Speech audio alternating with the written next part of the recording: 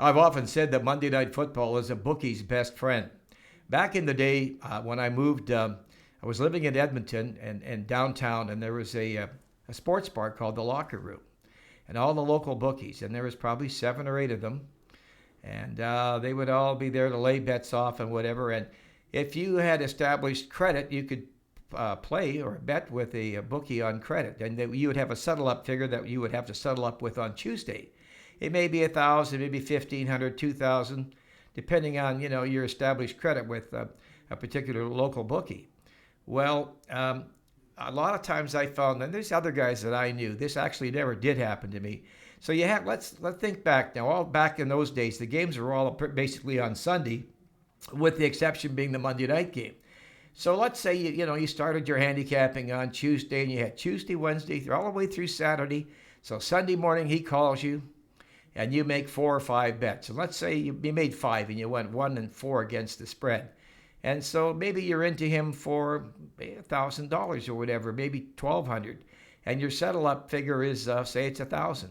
So what do? So here's the Monday night game that you never originally planned on betting, but you want to get under that number of $1,000. So it's Team A against Team B. So you take a flyer and you say, let's say you owe them $1,200, so you go and bet $250 to get under that number, so you can play again the following week without having to pay the bookie any money. So what happens 9 times out of 10? You probably lose that game because you never liked it originally, and now you're into him for the $1,250 plus the $250 and the vig, and you're close to $1,500. So that's why I often call Monday Night Football a bookie's best friend. Now, a lot of the local bookies in the U.S. and Canada have websites where they will allow you to go and play. And it's the same scenario there too, even though times have changed now due to the internet.